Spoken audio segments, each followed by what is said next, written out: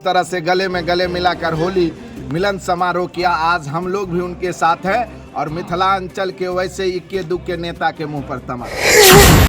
मधुबनी में राजद नेता ब्रजकिशोर यादव ने किया दावत इफ्तार का आयोजन, रोजेदारों की उमड़ी भीड़। राजद नेता ब्रजकिशोर यादव के द्वारा मधुबनी जिला के खजौली विधानसभा के रसीदपुर गांव में दावत इफ्तार का भव्य आयोजन किया गया, जिसमें रोजेदारों की भारी भीड़ उमड़ी। इस आयोजन में सभी धर्मों के लोगों ने बढ़-चढ़कर हिस्सा लिया, जिससे गंगाजमुनी तहजीब की खूबसूरत झलक देखने को मिली। कार्यक्रम में सामाजिक सौहार्द और भाईचारे का अनूठा संदेश दिया गया। ब्रजकिशोर यादव ने कहा कि इफ्तार सिर्फ रोजा खोलने का ही नहीं, बल्कि प्रेम और सौहार्द का प्रतीक भी है। इस अवसर पर जिले के गणमान्य लोग, राजनीतिक कार्यकर्ता, स्थानीय नागरिक और धर्मगुरु उपस्थित रहे। इफ्तार के दौरान खजूर, फलों, शरबत और पारंपरिक व्यंजनों की विशेष व्यवस्था की गई थी। इसके बाद सभी ने मिलकर देश की शांति और समृद्धि की दुआ मांगी।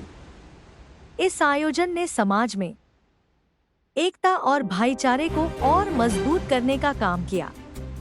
उपस्थित लोगों ने राजद नेता के इस पहल की सराहना की और कहा कि ऐसे आयोजनों से समाज में सकारात्मक संदेश जाता है।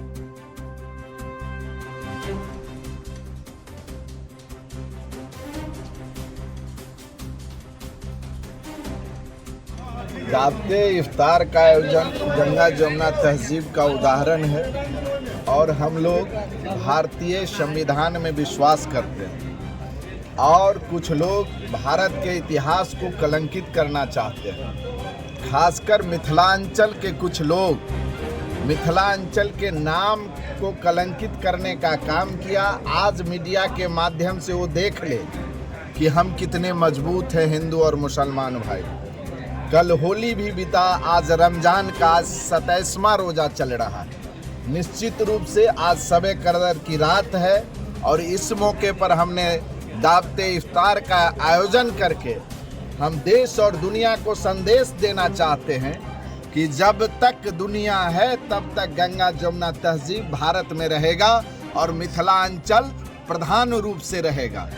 अगर इस पर कोई टीका टिप्पणी या किसी प्रकार का अगर भेदभाव करता है तो निश्चित रूप से ऐसे लोगों पर कड़ी से कड़ी कार्रवाई भी होनी चाहिए और ऐसे लोगों को शर्म भी करनी चाहिए। अच्छा, केंद्र सरकार ने एक घोषणा किया अल्पसंख्यकों के लिए सौगाते मोदी करके एक किट प्रदान किया जाएगा अल्पसंख्यकों को।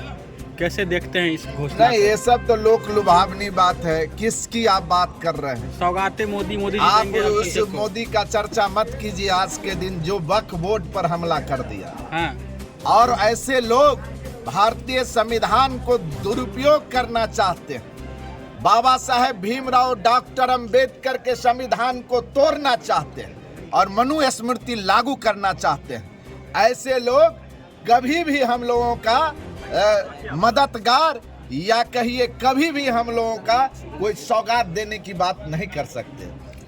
वक्फ बोर्ड पर क्या कहना है आपका? वक्फ बोर्ड तो निश्चित रूप से हमारे नेता जिस प्रकार से कल गर्दनी बाग में जाकर आवाज दिए हैं कि कोई माई का लाल नहीं इनकी चीज को अलग कर सकता है, वक्फ बोर्ड के संपत्ति को छीन सकता है। हम अपने नेता को तहे दिल से शुक्रगुजार करना चाहते हैं और उनका हम खैर मकदम भी करते हैं। साथ ही साथ अपने अल्पसंख्यक भाइयों को इसको हम कहना चाहते हैं कि तोड़ दो उन सत्ता को जो तुम्हें गुलाम करता हो, चूम ले उन फांसी के फंदे को जो तुम्हें आजाद करता हो।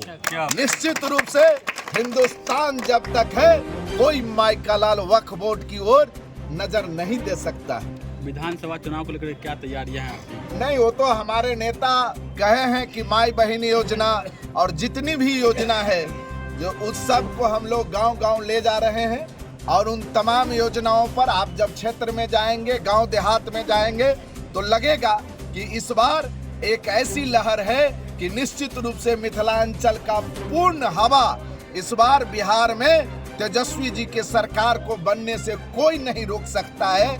आप तमाम मीडिया के साथियों से हम कहना चाहते हैं कि आप आज के दिन इस बात को आप नोट कर लीजिए, रिकॉर्ड कर लीजिए कि मिथिलांचल में किसी भी दूसरे गठबंधन का कोई खाता नहीं खुलने जा रहा है। सिर्फ राष्ट्रीय जनता दल और उसके गठबंधन पूरे मिथिलांचल में आज तक आपने सुना होगा कि एक धारा और एक हवा बह रहा है, लेकिन इस बार मिथिलांचल में राष्ट्रीय जनता दल और उनके गठबंधन का एक सुनामी आ रहा है जो 2025 में आपको देखने को मिलेगा। आप गांव देहात में चले जाइए, किसी का कोई नाम नहीं लेने वाला है। सिर्फ यही कहता है लोग कि कौन सा ऐसा नेता है जो बिजली का यूनिट फ्री कर रहा है, माई बहन योजना को लागू कर रहा है, जो वृद्धा पेंशन और विधवा पेंशन को आगे बढ़ा रहा है, 400 से 1500 तक ले जा रहा है। और तेजस्वी जी के कथनी और करनी में कोई अंतर नहीं है। आपने देखा होगा जब तेजस्वी जी की सरकार बनी, उन्होंने कहा था कि हम नौजवानों को नौकरी देंगे, आपके सामने में है।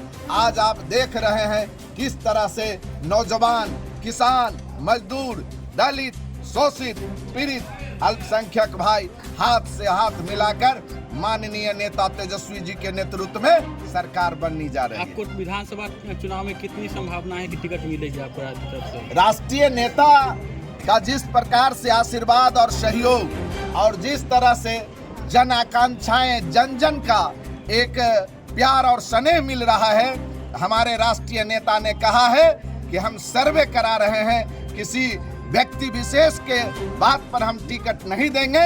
हमारे नेता सर्वोच्च हैं, उनका जो भी निर्णय होगा सर्व सम्मान, और हम लोग उस निर्णय के साथ हैं। क्या अपील करेंगे? बिहार दौरे पर इसको लेकर क्या कहना चाहिए? नहीं, इस सब पर कोई टिप्पा टिप्पणी करने की चर्चा नहीं है। मोदी जी आ रहे निश्चित हैं। रूप से आप देख ही रहे हैं, उसको डर हो गया। मैं बार बार कह रहा हूं कि मिथिलांचल में उसका सुपड़ा साफ हो रहा है, इसीलिए डर से वो आ रहे हैं। लेकिन इस सब से कुछ होने वाला नहीं है। जननायक कर्पूरी ठाकुर का धरती रहा है, राम मनोहर लोहिया और शहीद सूरज नारायण देव नारायण गुरमैता शहीद परमेश्वर यादव का धरती रहा है। इसीलिए इतिहास परिवर्तन ले चुका है। जितनी बार हेलीकॉप्टर और हवाई जहाज से आवे कोई परिवर्तन नहीं होगा। पूरा मिथिलांचल राष्ट्रीय जनता दल के नेतृत्व में पूरे बिहार में तेजस्वी जी को मुख्यमंत्री बनाने जा रहे इस हैं। इफ्तार पार्टी के माध्यम से क्या मुसलमान भाइयों से अपील करेंगे आप? हम सिर्फ यही अपील करेंगे कि आपका पुराना इतिहास रहा है, आपने गंगा जमुना तहजीब में आप बढ़ चढ़ कर हिस्सा लिया। भारत की आजादी में आपको निश्चित रूप से असफाउल्लाह खां जैसे महान वीर रत्न को भूला नहीं जा सकता है। इसीलिए आपका इतिहास रहा है। आपके इतिहास के साथ जो कोई भी छेड़छाड़ करेगा उसके विरुद्ध हम तमाम लोग खड़ा रहेंगे। हमारे नेता से ले लीजिए फूल।